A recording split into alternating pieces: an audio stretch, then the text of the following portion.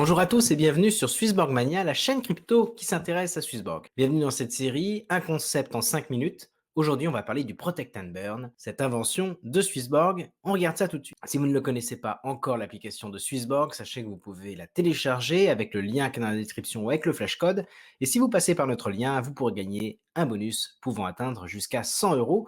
Ce sera payé en CHSB, la crypto-monnaie de l'écosystème, et c'est un très bon moyen pour commencer à devenir premium. Alors, quelles sont les utilités du jeton? Il y en a déjà 5 de connus: le burn, le launchpad, le vote, les yields et le premium. Et aujourd'hui, on s'intéresse au Protect and Burn, c'est la première vidéo. Alors le Protect and Burn, c'est l'idée qu'en fait, une partie des revenus qui va être générée dans l'application va être détruite pour soutenir le cours du jeton et protéger l'écosystème. Par le passé, on a déjà eu plusieurs Protect and Burn, une vingtaine, et comme vous pouvez le voir, au fur et à mesure, on a pu détruire de plus en plus de jetons. Sur la droite, vous voyez que la période de destruction des jetons n'a pas été régulière, mais à des moments clés, c'est ce qu'on va s'intéresser dans un instant. Donc l'idée, c'est que l'application génère des revenus. Ces revenus, une partie d'entre eux sont accumulés en réserve, mis de côté. Derrière, cet argent va permettre d'acheter sur le marché des jetons CHSB et protéger ainsi le cours pendant une phase baissière. Et enfin, ces jetons acquis vont être détruits, c'est ce qu'on appelle une opération de burn. Alors, c'est 20% des frais générés dans l'application qui sont stockés. Vous avez sur la droite la fluctuation de cette réserve qui augmente au fur et à mesure que l'on accumule et qui descend d'un coup quand on procède à des achats. D'où proviennent les frais qui vont s'accumuler dans cette réserve? Tout d'abord, il y a les frais sur les échanges. Chaque fois que vous passez d'un jeton à un autre ou d'un fiat à des jetons, vous avez des frais qui peuvent atteindre 1% maximum et qui peuvent être réduits si vous êtes premium. Vous avez également les rendements des yields. Il y a une petite partie de ces rendements-là qui va être mis également dans le Protect and Burn. Et vous avez les produits futurs qui vont être développés. On parle des thématiques, on parle du Launchpad, on parle du Bitcoin Boost, etc., etc.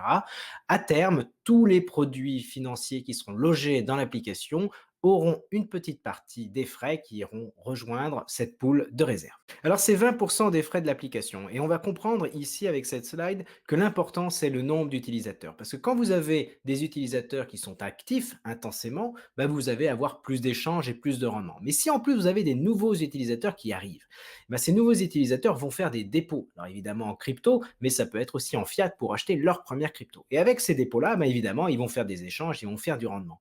Donc on comprend bien que ce qui compte ici pour le développement du projet du Protect and Burn de Swissborg, c'est des utilisateurs en plus grand nombre et des utilisateurs actifs. Et ça va générer des frais et une partie de ces frais va aller dans ce Protect and Burn.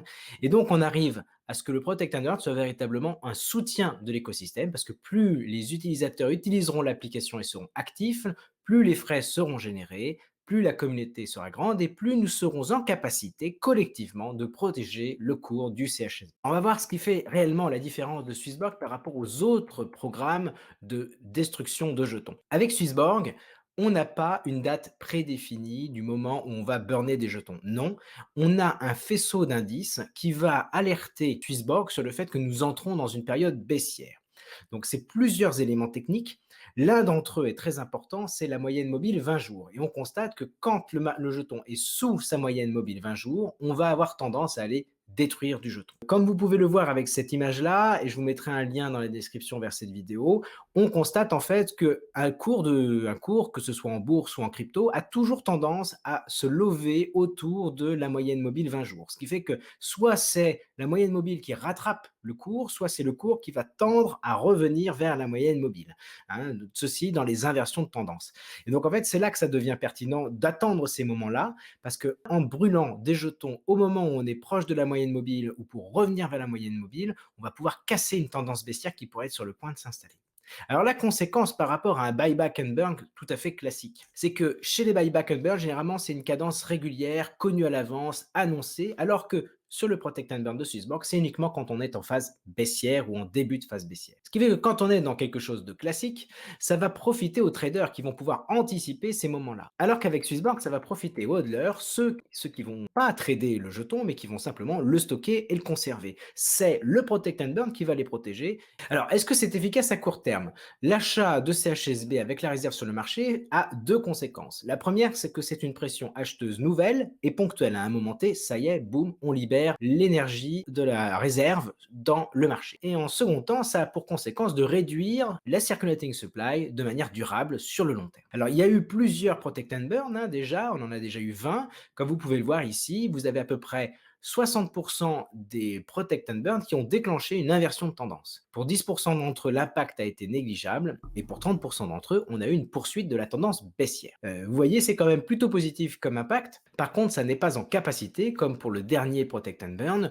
d'inverser une tendance baissière globale, comme on a pu voir sur la période mois de mai, mois de juin 2021. Sur le long terme, on le voit, hein, là on a déjà brûlé 6 800 000 jetons CHSB. Progressivement, cette partie noire que vous avez sur le graphique de droite va augmenter avec le temps, et ça a une conséquence tout à fait intéressante, c'est que quand on détruit des jetons, ils ne reviennent plus, ils ne peuvent plus revenir, ils ont été détruits définitivement, ce qui va faire que la valeur globale de l'écosystème, de tous les utilisateurs et de l'intelligence qui a été mise dans cette application va se répartir dans moins de jetons.